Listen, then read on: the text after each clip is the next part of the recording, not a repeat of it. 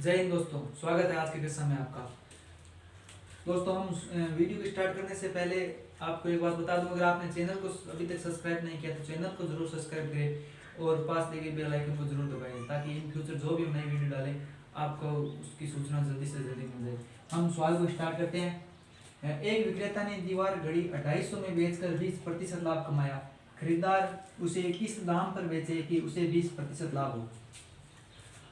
आप इस वीडियो को रोककर इस सवाल को हल करने का प्रयास करें। जितना आप ज़्यादा प्रयास करते रहोगे आप उतना ही ज़्यादा सक्सेस हो पाओगे। और मैं आपके अभ्यास के लिए अपने टेलीग्राम चैनल पर भी सवाल डालते रहूँगा। आप डिस्क्रिप्शन में लिंक से टेलीग्राम चैनल को ज्वाइन कर सकते हैं। ठीक है, तो हम स्टार्ट करते हैं वीडियो। देखिए, एक विक्रेता ने दीवार घड़ी 250 में बेची है और 20% लाभ कमाया। खरीदार उसे किस दाम पर बेचे कि उसे 20% लाभ हो। अर्थात सवाल कहना क्या चाहता है, ये जो लाइन है ना, इतनी लाइन है, यहाँ से शुरू से लेकर यहाँ तक ये लाइन, ये सवाल, ये लाइन हमें भ्रमित करने के लिए लिखी गई है। इस लाइन का सवाल में कोई महत्व नहीं है, सिर्फ इस चीज के अलावा, क्योंकि विक्रेता ने दीवार घड़ी 250 में बेचकर 20% लाभ कमाया। खरीदार यानी जिसने खरीदा है, कितने में खरीदा है? खरीदार ने 250 में खरीदा है। खरीदार ने उसको 250 में खरीदा है। उसे किस दाम पर बेचे कि उसे भी 20% लाभ हो, यानी 250 में खरीदकर किस मूल्य पर बेचे कि उसे भी 20% लाभ हो। अर्थात वो किस में बेचे, हम मान रहे हैं कि उसको 100 में खरीदे तो 120 में बेचे तो 20% लाभ हो। हम 100 का मान रहे हैं, लेकिन सवाल कह रहा है 250 में खरीदा है उसने, तो 100 की वैल्यू कितनी हो गई? 250/100 याद, 120 की वैल्यू याद करनी है, 3 × 120, 2 0 से 2 0 कैंसिल, 25 को 12 से गुणा करें, 25 250, 250 50 300, यानी उसे 300 रुपये में अगर वो बेचेगा तो उसे भी 20% लाभ हो जाएगा। किसको? खरीदार को। ओके, राम एक सैंडल को इसके विक्रय मूल्य का 7/10 मूल्य पर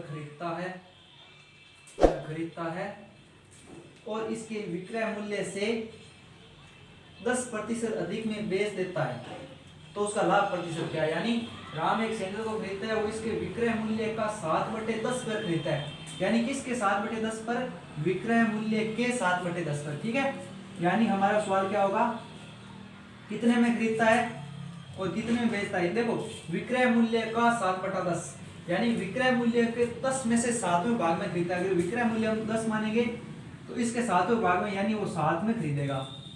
आगे बात समझ में, विक्रय मूल्य के 7/10 भाग यानी विक्रय मूल्य को 10 में से 7वें भाग में खरीदता है और इसको विक्रय मूल्य से 10% अधिक में बेच देता है, यानी विक्रय मूल्य से 10% अधिक, विक्रय मूल्य से 10% ज्यादा में नहीं बेचता है, विक्रय मूल्य से 10% ज्यादा में बेचता है।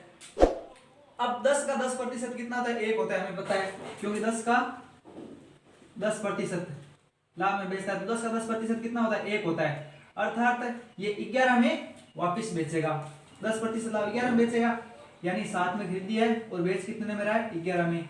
4 रुपये से क्या हो रहा है? लाभ हो रहा है। 4 रुपये का लाभ किस पर हो रहा है? क्रय मूल्य पर हो रहा है। हमें याद क्या करना है? लाभ प्रतिशत याद करना है। तो 4 रुपये का लाभ हो रहा है किस पर? क्रय मूल्य पर। प्रतिशत यानी 100 से गुणा। 4 को 100 से गुणा करने पर 400/7, 400 में 7 को भाग देने पर 7 पंजे 35, 5 50, 7 7 49, 1 57 सही, 1/7% लाभ पर वो उस वस्तु को बेचेगा। एक पुस्तक विक्रेता किसी पुस्तक को 10% लाभ पर बेचता है, यानी एक पुस्तक विक्रेता है जो कोई पुस्तक है उसे 10% लाभ पर बेचता है।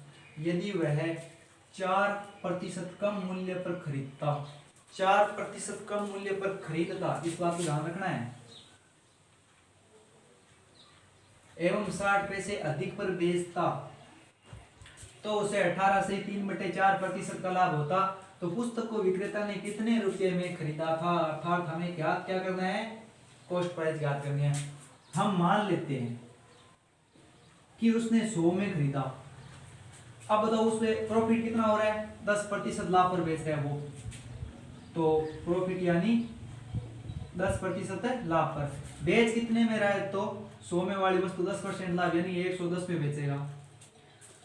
अब वो कह रहा है यदि 4% कम पर खरीदता, 4% कम यानी 100 वाली वस्तु कितने में खरीदता? ₹96 में खरीदता है। यही तो होता है 4% कम वाला, कम का मतलब, यानी 100 वाली वस्तु है वो 4% कम पर खरीदता, अर्थात 96 में खरीदता, और 60 पैसे अधिक पर बेचता तो उसे 18 से 3/4% लाभ होता। अब एक बार इस संख्या को बीच में छोड़ दो, सीधे ये देखो कि इसका लाभ कितना हो रहा है, क्योंकि ये तो हमें बाद में काम है। 18 से 3/4% लाभ हो रहा है। 18 से 3/4 यानी 18 चौक 72 और 3 75, 75/4% उसे क्या हो रहा है, लाभ हो रहा है। अब 96 का 75 से 4% लाभ होने पर वो बेचेगा कितने में, देखो 96 इंटू 75/4% है तो 100 पर, 4 कम 4, 4 2 8, 16, 4 चौके 16, 25 3 75, 25 चौके 100, 4 कम 4, 4 छक्का 24, 6 3 18, अर्थात 18 रुपए का लाभ हो रहा है। 96 वाली वस्तु 18 लाभ के साथ वो कितने बेचेगा, 8 से 14 1 11, यानी 114 में बेचेगा। 96 वाली वस्तु कितने में बेचेगा, 114 में बेचेगा। अब देखो कितने में ज्यादा में बेच रहा है, 4 रुपये ज्यादा में बेच रहा है हमारे अनुसार, लेकिन सवाल क्या कह रहा है, 60 पैसे ज्यादा में, तो 4 रुपये की वैल्यू कितनी होगी, 60 पैसे, तो 1 रुपये की वैल्यू क्या होगी, 60/4। अब 60 पैसे है तो 0.60 हो गए, ठीक है, यानी 0.60, 0 रुपये 60 पैसे हो गए, ठीक है। हमें ज्ञात क्या करना है, क्रय मूल्य ज्ञात करना है, क्रय मूल्य अर्थात 100 की वैल्यू ज्ञात करनी है, तो 0.60/4 गुणा 100।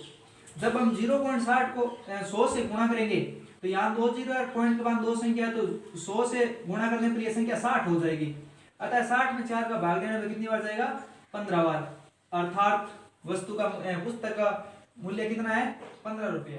रिया ने 3 बोतलें 250 प्रति बोतल के हिसाब से खरीदी है, अर्थात रिया ने 3 बोतल खरीदी है, और 3 बोतल कितने भी लिख लो, 3 बोतल खरीदी है, कितने में, एक बोतल का 250 दिया, तो 3 बोतल के कितने दिए, 750 में उसने 3 बोतलें खरीदी है। उसने एक बोतल को 10% हानि पर बेच दिया है, पूरे सौदे में 16% लाभ कमाना है, तो शेष बोतलों को कितने प्रतिशत लाभ पर बेचना होगा।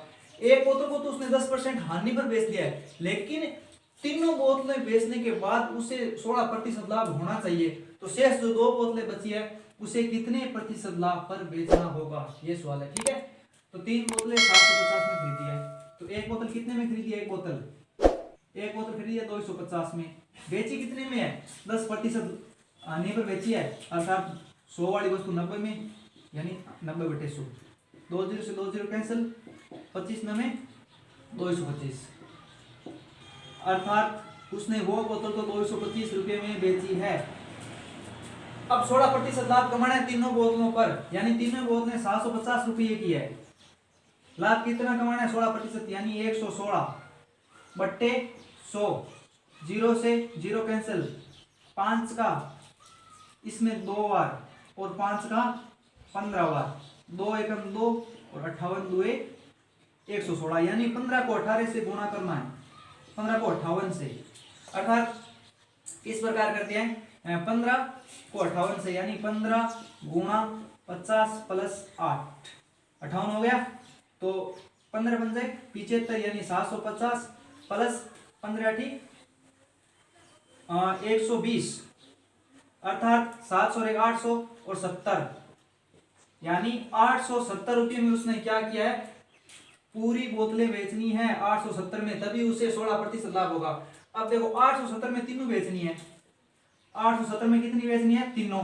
लेकिन एक तो उसने 225 में बेच ली है, 225 में, तो 870 में से 225 घटाने पर हमें पता चल जाएगा कि 2 बोतलों को कितने में बेचना है, तो 870 में से 225 हमें घटाना है, तो 70 में से 25 घटाने पर पीछे बचते हैं 45, और 8 में से 800 में से 200 घटाने पर है 600, यानी 645, नहीं 45 नहीं होते यार, 45 और 50 और 287, 645 से क्या, ठीक है 645 में, यानी 2 बोतलें उसे 645 में बेचनी है।